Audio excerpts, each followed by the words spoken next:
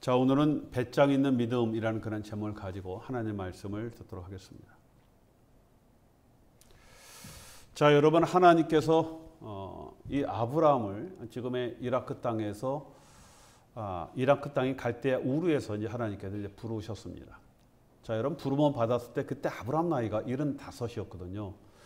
자, 여러분, 그리고 하나님은 아브라함에게 자손과 땅을 주셔서 나중에 큰 민족을 이루실 것을 이제 약속을 하셨습니다.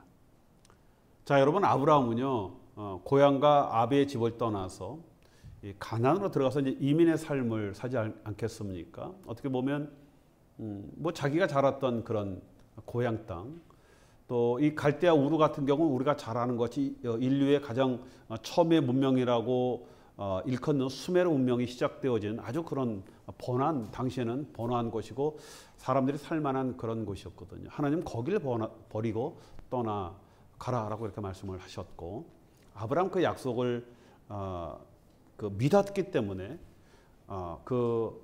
자기의 고향을 떠나서 하나님께서 말씀하신 그 땅으로 이제 떠나게 되어집니다. 자, 여러분, 그 후에 75세 떠났다고 그랬죠. 하나님의 말씀을 믿고 하나님의 약속대로 100세에 아브라함이 이삭을 낳게 되어지고, 자, 여러분, 이삭은 또 야곱을 60살에 이제 낳게 되어지죠. 또 야곱은 80이 넘어서 그 다음에 이제 12아들들은 이제 낳기 시작을 하게 되어집니다. 자, 그때 12아들을 낳고 가뭄이 심해서 이 이스라엘의 모든 그 가족들이 애굽으로 다시 이제 이민을 갔을 때 그때 나이가 130살이었다라고 이렇게 나와 있습니다. 자, 여러분, 그래서 연수를 따지면요, 아브라함이 하나님에게 큰 민족과 땅을 약속받은 지 거의 한 215년이 지난 후에 애굽 땅으로 들어가게 되어지는 거예요. 뭐 나와서 바로 애굽 땅으로 들어간 것이 아니라 215년에 그 하나님께서 너를 통해서 큰 민족을 이루시겠다라는 그 약속을 받은 지 200년이 넘어서 애굽 땅으로 들어가게 되어집니다. 자, 애굽 땅으로 들어갈 때 인구가 70명이었거든요. 그냥 가족이었습니다. 그렇죠? 뭐 저희도 뭐 형제가 5인데 저 어머니 아버지 그때 다 생전에 계실 때 뭐 조카들 다 모이면 그래도 한 20-30명 됐거든요. 그렇죠? 뭐 근데 뭐 그 당시에 12아들이었으니까 70명은 그렇게 많은 가족은 아니었다라고 생각이 되어집니다. 자, 하여튼 애굽에 들어가서 이들이 430년 동안 거기서 종살이를 하게 되어지고 그 결과로 200만이 넘는 큰 민족이 되게 되어집니다. 자, 70명 또 아브라함에게 약속을 하나님께서 하셨죠. 그 다음에 아브라함이 자손을 낳고 그것이 70명이 애굽에 들어가서 200만이 넘는 인구가 되기까지의 여러분 총 걸린 시간은 아브라함 때부터 약 한 650년의 시간이 걸리게 되어지는 거예요. 그게 가까운 시간은 아니었습니다. 자, 그래서 이스라엘 백성들은 그 650년의 기간이 지났지만 그럼에도 불구하고 민족을 잘 보존했어요. 민족적인 어떤 자기의 어떤 역사성이라든가 어떤 종교성이라든가 믿음들을 잘 보존하면서 왔습니다. 자, 여러분, 그런데 문제가 있죠. 자, 여러분, 뭐 70명이 나중에 한 200만이 넘는 그런 큰 민족으로 이제 성장하게 되어졌는데 그때까지도 정말 이스라엘 백성들이 여전히 하나님을 잘 믿었느냐라는 것에 대해서는 우리가 좀 이 퀘스천이 되는 것 아니겠습니까? 여러분, 아브라함부터 그때까지 600년이 넘는 그런 긴 시간이 흘렀거든요. 자, 여러분, 이스라엘 백성들은 약속의 백성이라고 얘기를 하죠. 하나님의 약속을 믿고 살았던 그들이었지만 그 약속을 그 마음에 품고 살았던 약속의 민족이었지만 그 긴 시간 동안 어쩌면은 정말 이것이 하나님의 삶의 하나님의 백성의 삶이냐라는 어떤 그런 의문이 그 마음에 들지 않았을까? 왜냐하면 그들의 삶들이 그렇게 평탄하지는 않았거든요. 결국은 애굽에 들어가서 종살이를 하게 되어지는 그런 고통스러운 시간을 보내게 되어지는 겁니다. 자, 그러면서 그 마음속에 어쩌면은 하나님과의 약속이 정말 유효한가라는 그런 의문들을 그들이 갖지 않았을까라는 생각을 우리가 갖게 되어집니다. 어쩌면요, 그런 것조차도 생각하지 않고 그냥 살지 않았을까라고 생각이 되어집니다. 자, 여러분, 우리도 항상 우리도요 내 중심적인 그런 생각을 많이 하지 않습니까? 그렇죠? 그래서 그냥 우리가 내 삶을 살다 보면은요, 정말 때로는 이 하나님이 좀 심해지는 그런 경우들이 많이 있지 않습니까? 내 마음에 하나님이 좀 심해지고 하나님을 점점 생각하지 않게 되어지면 어느덧 나도 모르게 하나님이 없다라는 그런 생각을 우리가 가지게 되어지는 겁니다. 하나님이 안 계신 것이 아니라 내 마음이 심해지고 내 마음에 하나님이 없다라고 생각이 되어질 땐 그때는 우리는 하나님이 없다라고 이렇게 이야기하게 되어진다는 겁니다. 아마 이스라엘 백성들도 그런 상태가 되지 않았을까라고 생각이 되어집니다. 자, 여러분 이사야서 49장 14절에 보면은 당시에 이스라엘 백성들이 망하게 되지 않습니까? 이제 국군이 점점 쇠퇴하게 되어지고 주변에 있는 많은 민족으로부터 침략을 받게 되어지면서 이제 그 고통과 고난 속에 이 백성들이 이렇게 원망을 합니다. 어떻게 말씀하냐면 여호와께서 나를 버리시며 주께서 나를 잊으셨다라고 이렇게 고백을 하는 거예요. 그렇죠? 자, 여러분 우리가 살다 보면요, 하나님이 나를 잊으셨다라는 생각이 들 때가 있습니다. 안 그래요? 뭐 저만 그랬나? 정말 하나님의 도움이 절실해서 정말 부르짖었거든요. 하나님 정말 이때 도와주셔야 됩니다 라고 정말 간절한 마음으로 작정하면서 하나님 앞에 기도했는데 전혀 응답하지 않거든요. 그렇죠? 마치 나를 전혀 상관없는 자같이 그렇게 취급되어지는 그런 마음이 우리 들 때가 있지 않았습니까? 그렇죠? 아마 이사야 당시의 백성들의 이러한 마음이 아니었을까? 그렇죠? 그래서 이런 원망에 하나님 앞에 이런 투정을 하지 않았을까? 그런 원망의 말씀에 대해서 하나님께서 말씀을 하시거든요. 그 다음에 15절을 보면 이렇게 말씀을 하고 있습니다. 여인이 어찌 그 전 먹은 자식을 잊겠으며 자기 태에서 난 아들을 긍휼히 여기지 않겠느냐. 그들은 혹시 잊을지라도 나는 너를 잊지 아니할 것이라. 이렇게 말씀하시고. 자, 여러분 그리고 16절에 보면 이어서 내가 너를 내 손바닥에 새겼다라고 이렇게 말씀을 하고 있습니다. 네. 여러분 하나님은 절대 우리를 잊지 않습니다. 그렇죠? 우리는 하나님을 잊어도요, 하나님은 절대적으로 우리를 잊지 않는다는 겁니다. 자, 이스라엘이 애굽에서 430년간 종으로 산 것.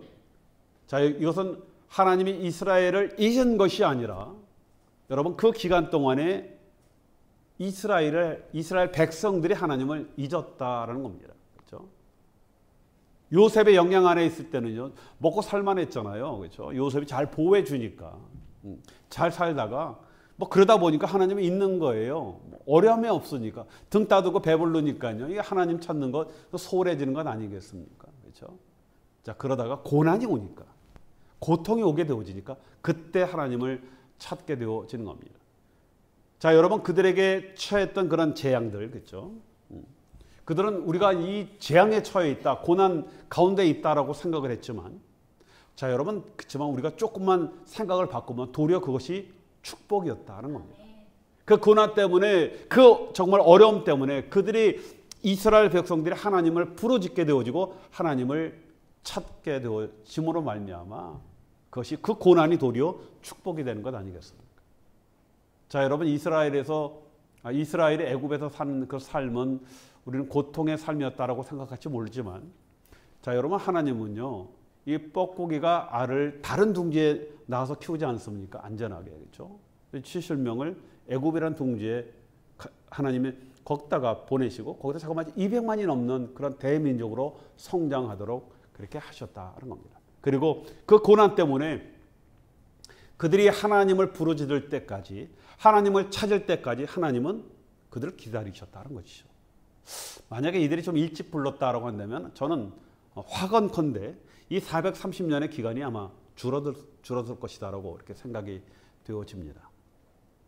자, 여러분 예레미야 29장 12절에 보면요, 나 여호와가 말하노라 너희를 향한 나의 생각은 내가 안 하니 지향이 아니라 곧 평안이요 너희 장래에 소망을 주려 하는 생각이라. 그렇죠?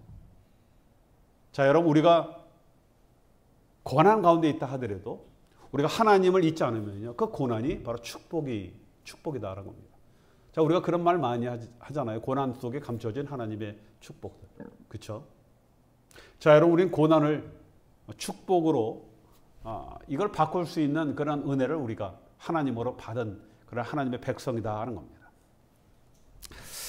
자, 여러분 다시 우리가 말씀으로 돌아가면 우리 창세기는요, 인류의 역사를 시작을 하죠. 태초라는 어떤 모든 만물의 시작을 우리 성경은 말씀을 하고 있고, 여기서부터 시작이 되어서 이스라엘 백성들이, 하나님이 선택한 그 이스라엘 백성들이 애굽으로 들어갈 때까지 그 스토리가, 그게 창세기죠. 그렇죠? 자, 그 다음에 창세기 다음에 뭡니까? 출애굽기죠. 출애굽기는 이스라엘 백성들이 애굽에서 나와서 어디까지요? 시내 산에서 도착해서 거기서 율법을 받는 그 사건을 기록을 하고 있습니다. 그까지의 어떤 기간들을.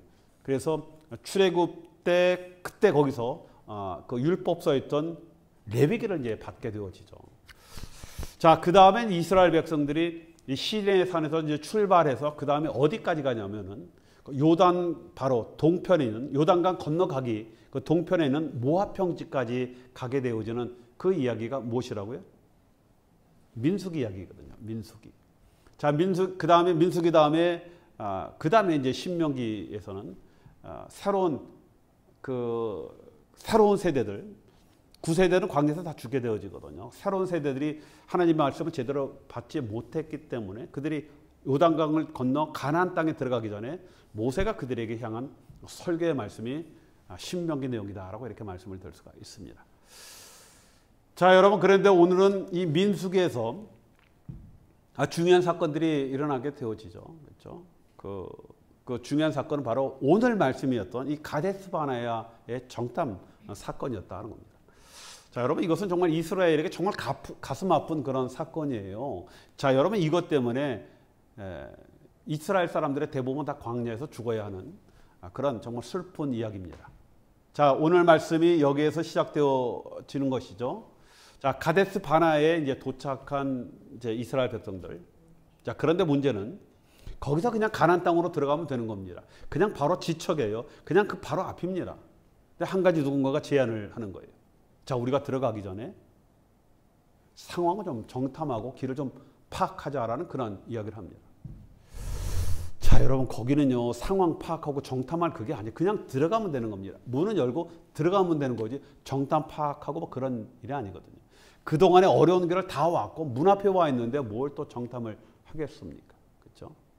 자, 정탐의 목적을 신명기 1장 22절에 보면요, 이렇게 말씀을 하고 있어요. 들어갈 길과 성읍을 알아보기 위함이다라는 그런 이야기를 하거든요. 뭐 사람들 보기에는 맞는 말이죠. 당연히 맞는 말입니다. 그렇죠? 자, 그런데 이것이 정말 합리적이고 전략적인 생각인 것 같지만은, 자, 여러분, 이것이 결과적으로는 이스라엘에게 정말 씻을 수 없는 정말 아픈 역사의 사건이 되게 되었다는 겁니다. 그렇죠?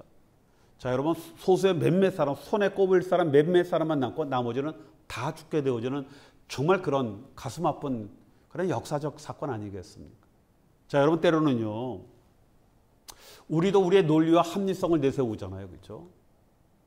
하나님께서 우리의 생각과 의견을 하나님께 우리의 생각과 의견을 합리화하려고 하는 그럴 때가 많이 있어요. 우리의 생각과 내가 원하는 것, 내가 하고 싶은 것이 있거든요. 그러면은 하나님의 말씀을 우리가 하나님 이건 이렇고 저는 이렇고 이게 더 좋지 않겠습니까? 이렇게 해야 되지 않겠습니까? 라는 그렇게 하는 그런 경우들이, 하나님을 설득하려는 그런 경우들이 많이 있지 않습니까? 자, 여러분, 때로는요, 이것이 우리의 꾀에 우리가 빠지게 하는 그런 경우들이 생기게 되어진다는 겁니다.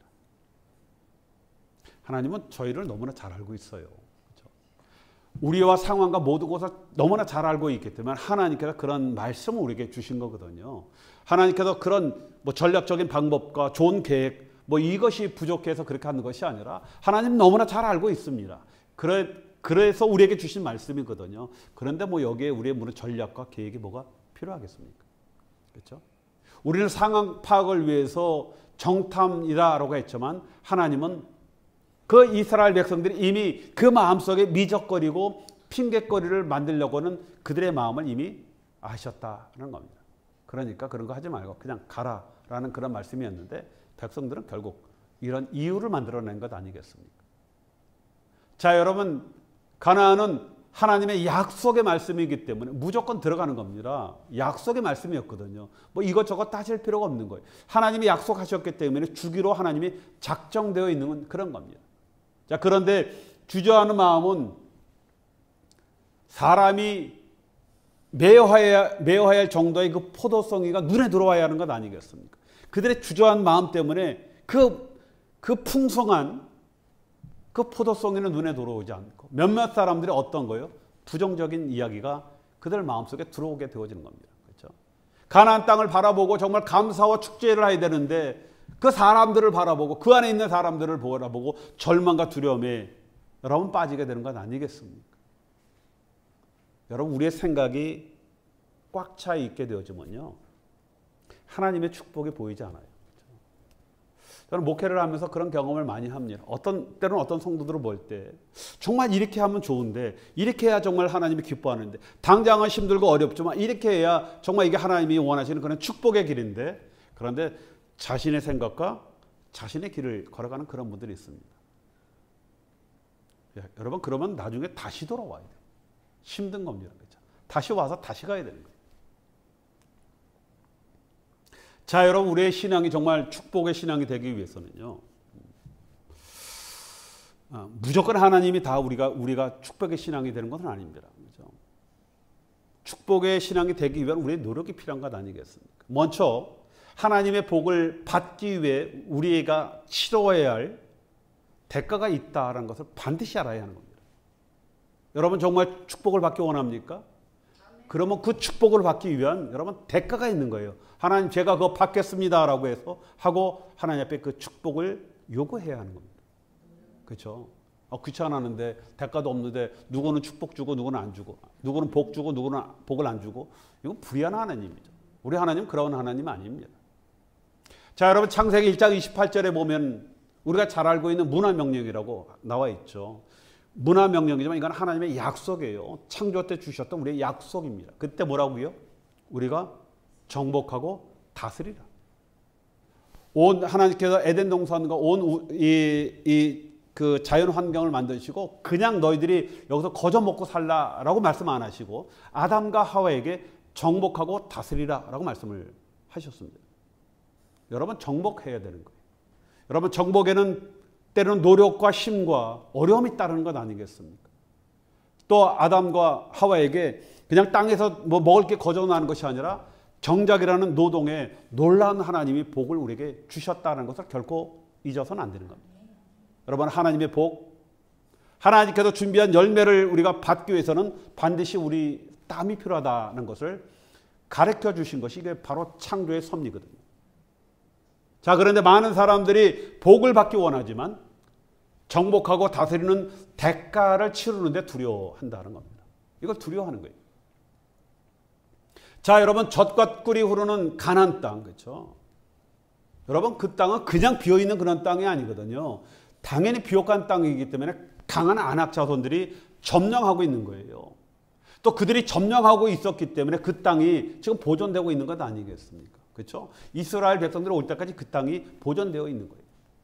여러분 축복을 차지하기 위해서는 어려움을 무릅쓰고 당연히 이들을 정복해야 하는 겁니다. 하나님께서 내가 너에게 젖과 꿀이 흐르는 땅을 주겠다라는 그 말씀 안에는 바로 이 정복의 약속이 있는 거예요. 어렵습니다. 힘듭니다. 고통이 따라요. 그렇지만 하나님께 함께 하시겠다. 그리고 이 땅을 너에게 내가 주었다. 주겠다가 아니라 주었다라고 말씀을 하셨기 때문에 반드시 우리가 취득하게 되어지는 겁니다. 자, 여러분 두 번째로 또 중요한 것이 있죠. 그 다음에 우리가 해야 할 것이 담대함에 따른 믿음의 결정이 반드시 있어야 된다라는 겁니다. 자, 여러분 우리가 하나님께서 주시는 그런 복의 길을 가기 위해서는요. 당장의 고난과 어려움이 있죠. 자, 여러분 때로는요. 손해가 따를 때가 있습니다. 우리가 그냥 논리적으로 따져도 이거는 완전히 손해다. 말이 안 된다라는 그런 때가 있거든요.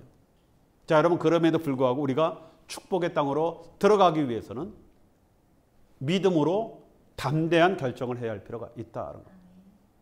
다른 사람들이 감히 행하지 못하는 그런 담대한 결정을 해야 할 필요가 있거든요. 이거는 우리의 그냥 생각이 아니라 믿음에 의한 결정이거든요.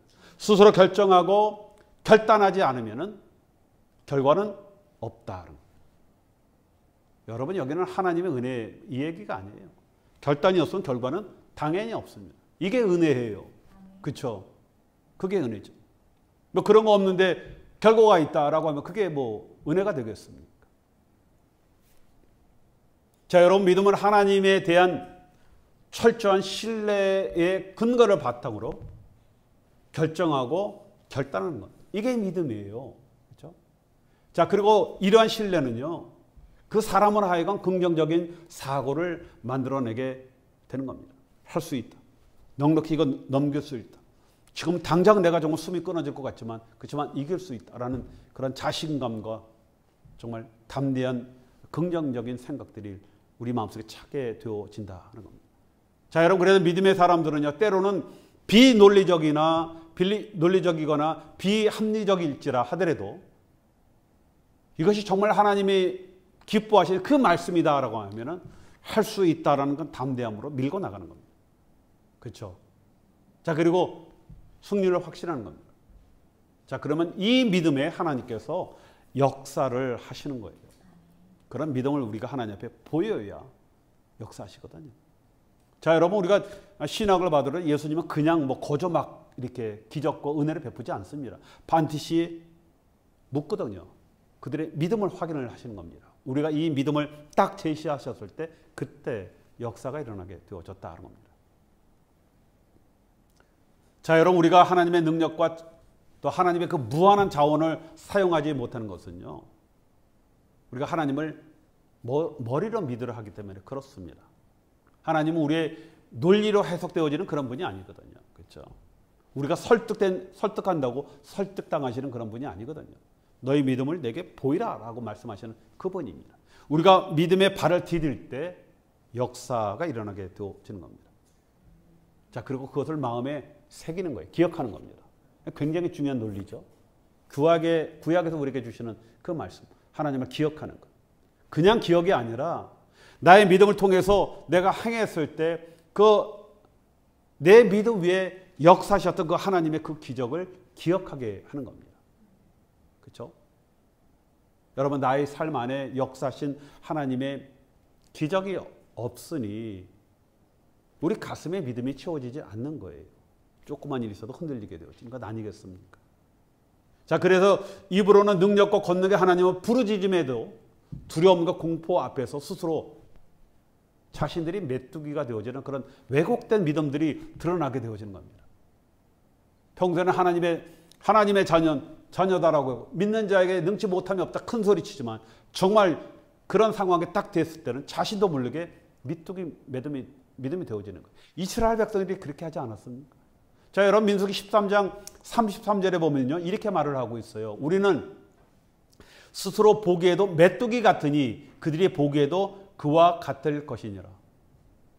여러분, 이렇게 자신을 스스로 메뚜기 믿음으로 만드는 겁니다. 자, 여러분, 그래서 민수기 13장 31절에 보면 10명의 점탕꾼들이 이렇게 말하죠. 우리는 능히 올라가서 그 백성을 치지 못하리라. 그들은 우리보다 강하니라. 이런 말을 하는 거예요. 여러분, 이 보고는 어떻게 보면 정확한 보고예요. 여러분, 거기에 있는 이 아낙 자손은 아주 강대한 그런 자손들이죠. 골리앗과 같은 그런 사람들입니다. 비옥한 땅에 그 땅을 차지할 민족이다. 당연히 강한 민족이죠. 군사적으로 잘 체계 있게 훈련되어 있는 그런 자들입니다. 사람의 눈으로 보면 도저히 넘을 수 없는 그런 자들이죠. 자, 그러나 우리는 믿음을 통해서, 우리의 믿음은 하나님을 통해서 보는 것이죠. 나는 안 되지만 하나님을 통해서 볼 때 된다, 그 얘기 아니겠습니까? 그리고 약속을 믿고 그분의 능력과 광대하심을 현재의 나의 상황과 환경에 연결하는 거예요. 상황이 안 되지만 그분 때문에 저분의 능력과 권세로 나의 상황과 환경에 연결시키는 것. 이것이 바로 믿음입니다. 자, 여러분, 우리 믿음의 사람은요, 믿음이 없으면 그냥 믿음 없다로 끝나는 것이 아니라 시험에 다 들게 돼 있어요. 시험에 빠집니다. 그냥 시험으로 끝나는 것이 아니라, 시험에 빠진 것으로 끝나는 것이 아니라 메뚜기가 되는 거예요. 오늘 주신 말씀이 바로 그거예요. 우리 믿음이 흔들리면 그냥 우리 믿음이 적은 것 아니라 하나님, 제가 좀 믿음이 적어서 이게 끝나는 것이 아니라 시험에 빠지게 되어지고 메뚜기가 되어지는 겁니다. 여러분, 믿음의 이름은요, 기적을 놓치게 되어지는 거예요. 하나님의 편팔과 능력의 손을 전혀 경험하지 못하는 겁니다. 내 가슴에 새길 하나님의 기억이 존재하지 않는 겁니다. 하나님의 축복의 믿음을 잃는 10명의 정탐꾼들 눈에는요, 여러분, 축복의 땅이 두려움과 공포가 되어지고 원망과 한숨이 되어지는 거예요. 하나님이 축복으로 주신 건데, 하나님의 복으로 주신 건데, 정말 우리가 거기서 누리며 행복하게 살기 위해서 주신 것인데, 도리어 그것이 원망이 되어지고 두려움이 되어졌다. 한숨이 되어졌다. 이것 아니겠습니까? 누구 때문에? 우리의 믿음 때문에. 여러분, 축제가 장례식장이 된 것이죠.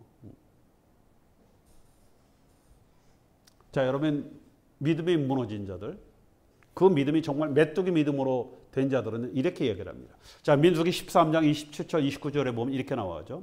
모세에게 말하여 이르되 당신이 우리에게 보낸 땅에 간즉 과연 그 땅에 젖과 꿀이 흐르는데 이것은 그들의 과일이니이다. 과일을 갖고 와도 보이잖아요. 근데 그 다음 뭐라고요? 그러나, 그렇죠?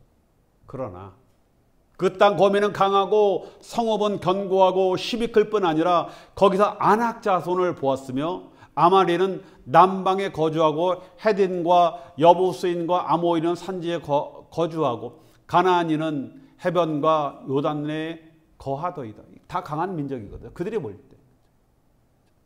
10명의 정탐꾼들 처음에는 믿음의 보고를 한 척 하다가 그 다음에 뭐라고요? 그러나 자신의 믿음이 드러난 겁니다. 뭐 이들만 그렇습니까? 그렇죠? 우리도요, 뭐 평소에는 뭐 믿음 있는 척 하잖아요. 그런데 문제가 생길 때 뭐가 나옵니까? 그러나에 익숙한 그런 성도가 아닙니까? 여러분, 그러나에 대한 이유를 아주 조직적이고 설득력 있게 열정적으로 이야기하는 그런 자가 아닙니까?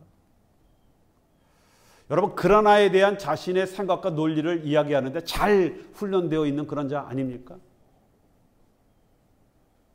그러나 하나님의 사람들, 여러분, 믿음의 사람들은 이런 논리에 익숙하지 않고 믿음을 말하는 그런 사람들이죠.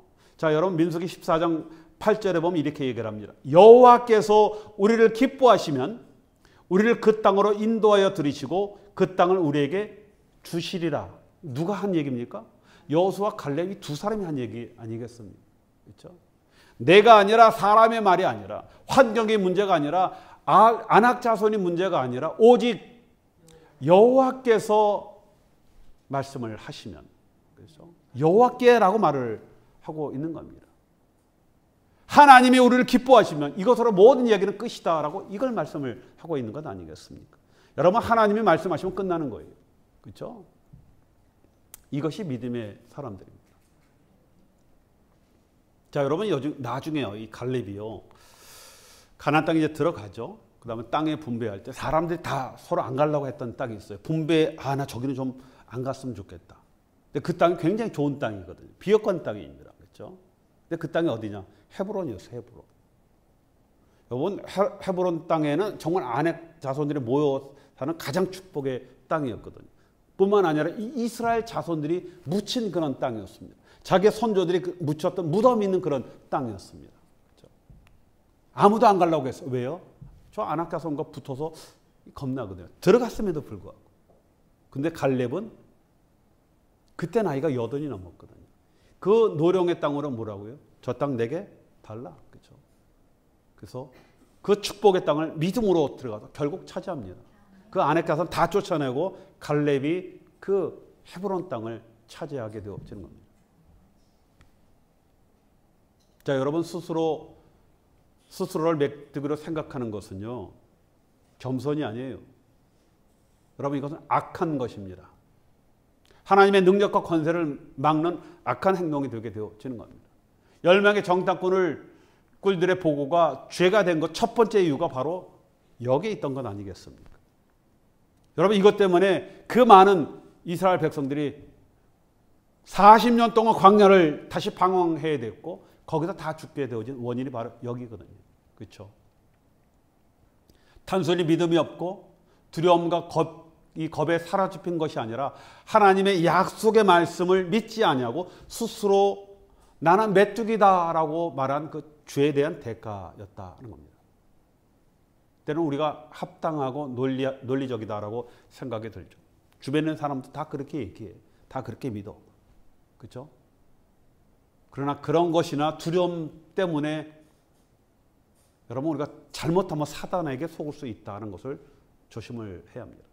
여러분 요즘 마귀들은요. 비논리적이고 비합리적인 그런 얘기 안 합니다. 논리적이고 합리적이고 때로는 하나님의 말씀을 막 끼워다가 맞춰갖고 우리를 설득합니다. 그렇죠? 자, 여러분 또 한 가지 문제가 있죠. 이런 죄악들, 스스로 메뚜기가 되어지는 이런 죄악은, 그렇죠? 이것은 전염을 시킨다라는 문제가 있는 거예요. 전염되어진다. 죄를 전염시킨다라는 거예요. 여러분 그러나에 익숙한 그런 사람들은 그러나의 이런 부정적인 신앙들을 다른 사람들에게 전염을 시켜요. 그것도 그냥 아주 적극적으로, 그렇죠? 자기의 논리, 자기가 원하는 것, 자기가 생각하는 것들 다른 사람들에게 동조를 받아야 되니까 이걸 아주 적극적으로 다른 사람들을 설득시킨다는 겁니다. 여러분 죄성이 있는 우리는 부정적이고 이런 패배의식의 감정에 쉽게 영향을 받죠. 우리는요 선천적으로 이 죄로 태어났기 때문에 여러분 이 침체 성향이 있어요. 죄에 더 우리는 발이 빠르게 되어지게 되어 있습니다. 선하고 좋은 일에는요 잘 선동되지 않지만 나쁜 일에는 쉽게 선동되어지는 것, 사람들의 죄의 속성입니다. 여러분 믿음이 없는 이스라엘 사람들은 갈렙과 여호수아의 믿음의 보고를 보고, 그렇죠? 그런 믿음의 보고보다는 부정적인 그런 보고에 쉽게 마음이 돌아서게 되어 있는 겁니다. 다 그렇게 돌아서지 않습니까? 자, 그리고 도리어 여호수아와 갈렙을 돌로 치려했다. 이 메뚜기들이요, 이 여호수아와 갈렙을 돌로 치려고 하게 되어지는 겁니다. 자, 여러분 믿음이 없는 자들의 입에는 부정적이고 믿음이 없는 말이 나오게 되어 있고, 믿음이 없는 말을 듣는 사람들은 당연히 뭐요? 원망과 불평이 나오게 되어 있습니다. 하나님 가장 싫어하시는 거잖아요. 그리고 그 원망과 불평은 삽시간에 온 회중에 퍼지게 되어지는 것이죠. 마치 악독한 누룩이 정말 조금이지만 그것이 반죽에 떨어지면 쉽게 번지는 원리와 똑같다는 겁니다. 우리 주님께서 경고하셨잖아요. 자, 이런 악독한 누룩은요, 이런 메뚜기는 이런 누룩뿐만 아니라 메뚜기는 금방 번식하죠. 그렇죠? 메뚜기같이 번식력 강한 게 어디 있습니까?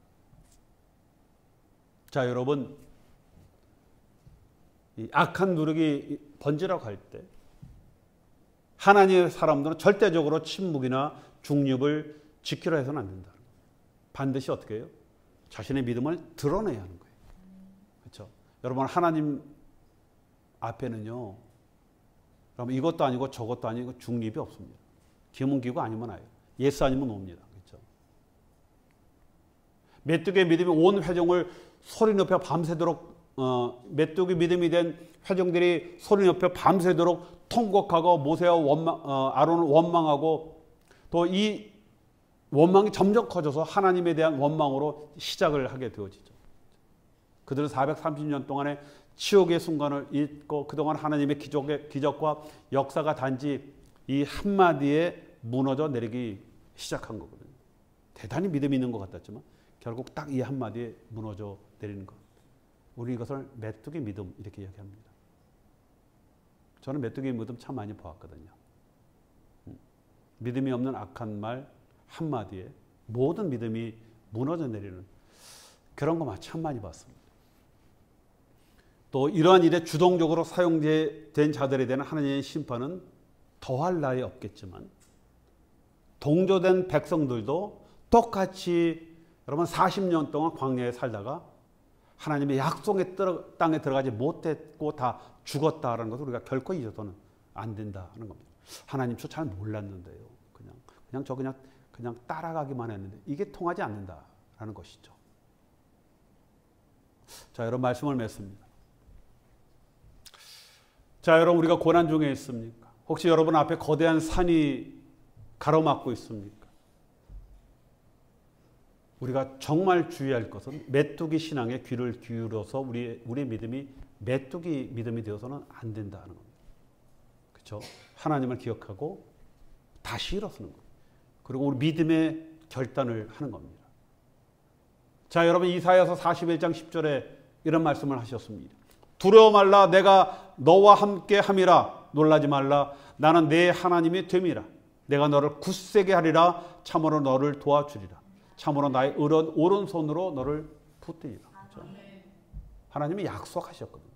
우리가 이 말씀을 믿고 혹시 우리 안에 있는 메뚜기 믿음을 털어버리고 하나님을 기억하는 그런 배짱 있는 믿음으로 다시 한번 일어서는 저와 여러분이 되시길 주님의 이름으로 축원드리겠습니다.